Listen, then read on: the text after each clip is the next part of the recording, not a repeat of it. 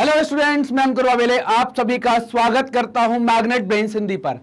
Magnet brains Hindi जाना जाता है अपनी फ्री एजुकेशन के लिए, मतलब कि आपको यहां पर सभी वीडियोस बिल्कुल निःशुल्क उपलब्ध कराए जाते हैं। आपसे किसी प्रकार का कोई पेमेंट नहीं मांगा जाता, ना ही आपसे कहा जाता है कि आप कोई सब्सक्रिप्शन परचेज करें।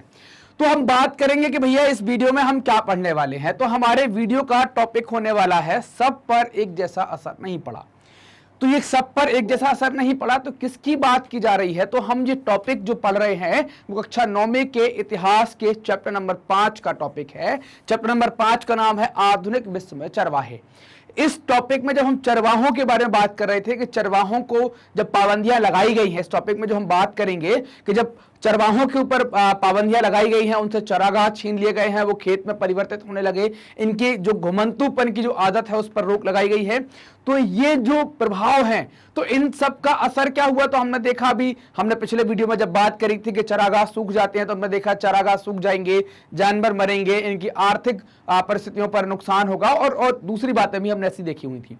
अब इसमें देखना है क्या ये इनका जो असर है, चरागाह सूखने की बात हो गई या इनकी जो पाबंदियां लगाने या बंदिशें लगाने की बात हो गई, इन सब का असर सब पर एक जैसा पड़ा।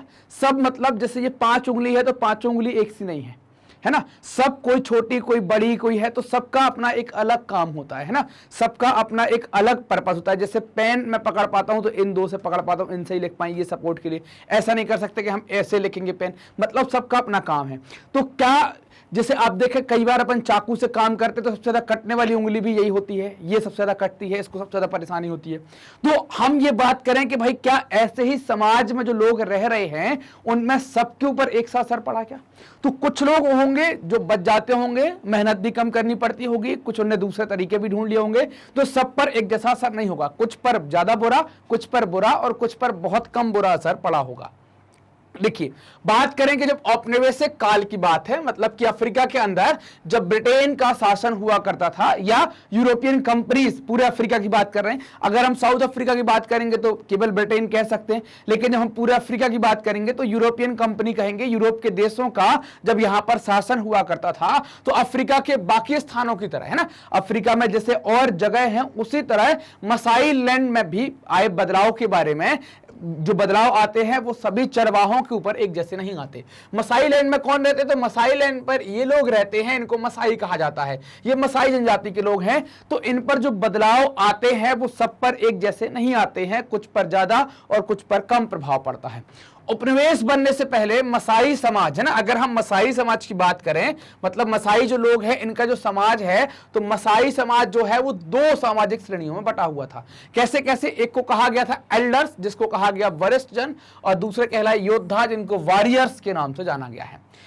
तो पूरे समाज की व्यवस्था ऐसी हो गई कि समाज में 2 लोग हो गए कि भाई वरिष्ठ जन हो गए, योद्धा हो गए। लेकिन समाज पर पकड़ किसकी थी? समाज पर शासन कौन करता था? समाज को चलाता कौन था? तो ये वरिष्ठ जन जो एल्डर्स हैं, इनके द्वारा समाज को चलाया जाता था, समाज पर पकड़ रखी जाती थी, समाज को आगे बढ़ाते थे। समुदाय से जुड़े मामलों पर विचार विमर्श करने और अहम फैसले लेने के लिए वे समय समय पर सभा करते थे। मतलब सभी सभा करने का मतलब क्या? उन्होंने एक मीटिंग बुलाई, जो भी बड़े बूढ़े लोग हैं सबको इकट्ठा किया, उन सबसे बातचीत की, बातचीत करके कोई डिसीजन लेना है तो फिर वो निर्णय ये लेंगे।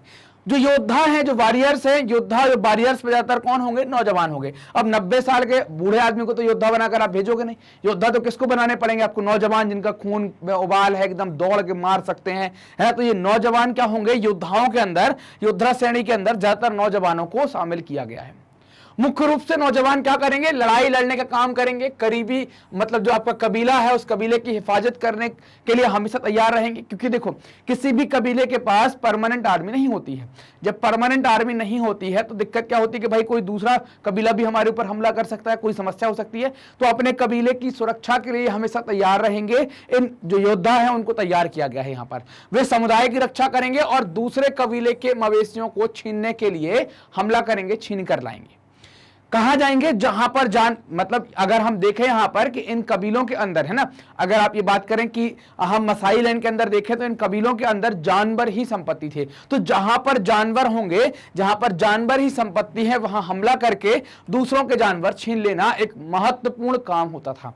इससे क्या होगा कि आपकी संपदा में, आपकी संपत्ति में वृद्धि होगी। तो जानवर छीनकर आप लाएंगे तो आपको बड़ी वाहवाही मिलेगी, आपको बड़ी तारीफ यहां पर दी जाएगी। योद्धा को योद्धा वर्ग का हिस्सा तभी माना जाता है जब वो दूसरे समूह के मवेशियों को छीनकर युद्ध में बहादुरी का प्रदर्शन करके है ना अपनी मर्दानगी साबित करे, तभी उसको योद्धा समूह का हिस्सा मानेंगे। क्या करना है? मवेशी छीनना है, मवेशी छीने, युद्ध में बहादुरी का प्रदर्शन करें और मर्दानगी साबित करें, तभी उनको योद्धा समुदाय का या योद्धा समूह का हिस्सा माना जाएगा। ये सभी नौजवान आप फोटो देख पा रहे हैं, सभी योद्धा हैं, युद्ध के लिए तत्पर रहते हैं, हाथों में तलवार भी देख पा रहे हैं, भाला भी देख पा रहे हैं। ये लोग जब जरूरत पड़ेगी तो जाएंगे, दूसरे के जानवर छीन कर ले आएंगे। फिर भी जो योद्धा हैं ये सारी लड़ाई लड़ेंगे, सब कुछ करेंगे, लेकिन वरिष्ठ जन के नीचे ही रहेंगे, वरिष्ठ जन के ऊपर नहीं आएंगे। शासन चलाने का काम किसका होगा? वरिष्ठ जन का होगा। तो इनके नीचे ही रहकर ये काम करेंगे।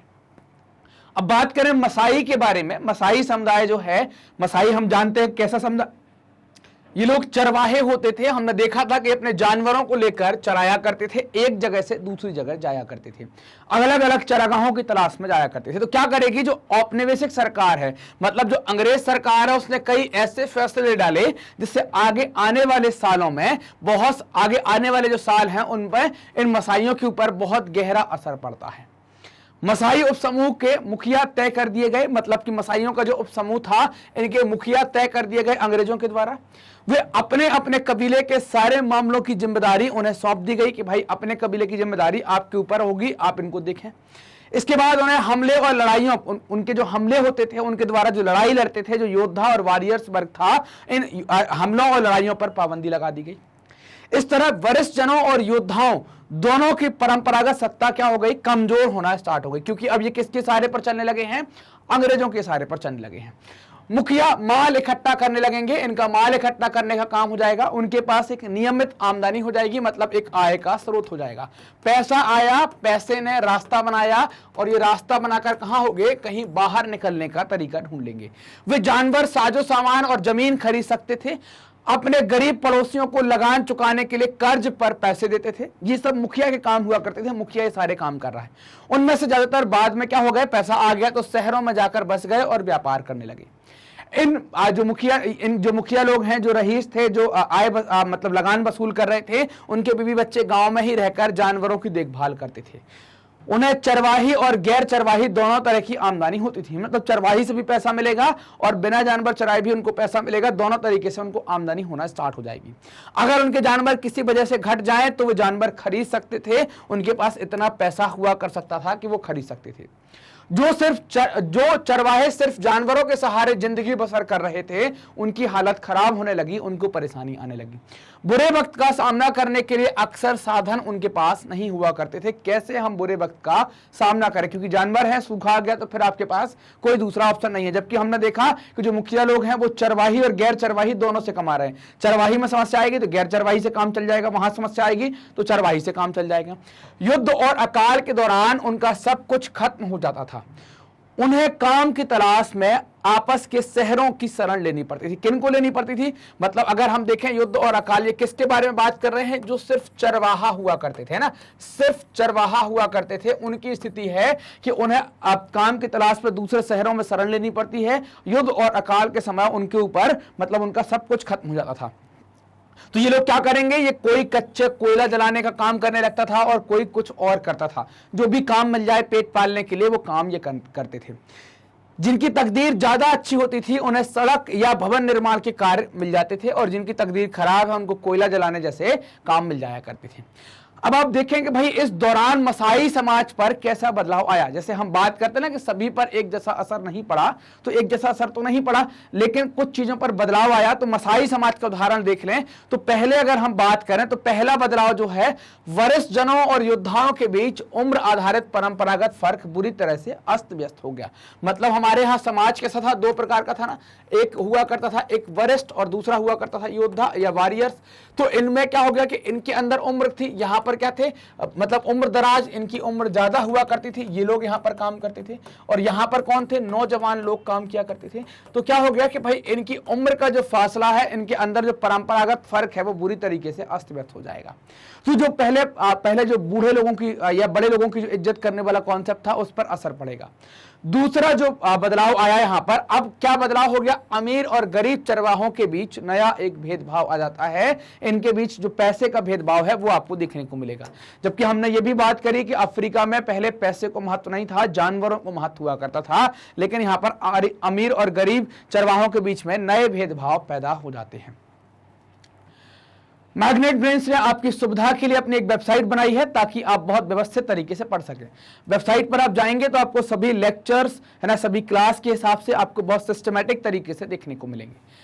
वेबसाइट का उपयोग करने के लिए आप टाइप करें magnetbrains.com। जैसे ही आप लिखते हैं तो आप हमारे कोर्स में चले जाएंगे। आपको यहां से कोर्स सेलेक्ट करना होगा कि आप कौन सा कोर्स पिक करना चाहते हैं। आपने मान लीजिए कि हिंदी मीडियम सेलेक्ट कर लिया है, तो हिंदी मीडियम सेलेक्ट करने के बाद आपके सामने क्लास का ऑप्शन आएगा। आप क्लास 9th के विद्यार्थी हैं तो आपने कक्षा 9वीं चुन ली है, क्लास 9 चुनी है, तो आपके सामने सारे टीचर्स हैं। जो भी आपको पढ़ना है आप आसानी से बिंदास तरीके से दिल खोल कर आप यहां पर पढ़ सकते हैं। मान लीजिए कि आप इतिहास पढ़ना चाहते हैं, तो आपने क्या किया, आपने यहां पर इतिहास पर वॉच नाउ पर क्लिक किया। क्या होगा वॉच नाउ पर क्लिक करने से, तो जैसे ही आप वॉच नाउ पर क्लिक करते हैं तो सब्जेक्ट की पूरी चैप्टर वाइज प्लेलिस्ट खुल जाएगी। ये जिससे सामने है आपके, यहां पर आपको जो चैप्टर देखना है उस चैप्टर पर जाएंगे, क्लिक करेंगे, जो भी उसके वीडियो होंगे, कॉन्सेप्ट वीडियो हो गए या MCQ हो गए, है ना, NCERT सॉल्यूशन हो गए, वन शॉट रिवीजन हो गए, सब कुछ आपको यहां पर मिलेगा। हर वीडियो के सामने ऐसा वॉच नाउ लिखा होगा। आपको जो भी वीडियो देखना है वॉच नाउ पर क्लिक करेंगे, क्लिक करते ही वीडियो चल जाएगा। पूरा वीडियो देखने के बाद आपको अगले वीडियो पर जाना है तो नेक्स्ट वीडियो के बटन का आप उपयोग करेंगे, आप अगले वीडियो पर चले जाएंगे। इससे आपकी समय की बर्बादी नहीं होगी, आप व्यवस्थित तरीके से पढ़ पाएंगे और आगे बढ़ पाएंगे।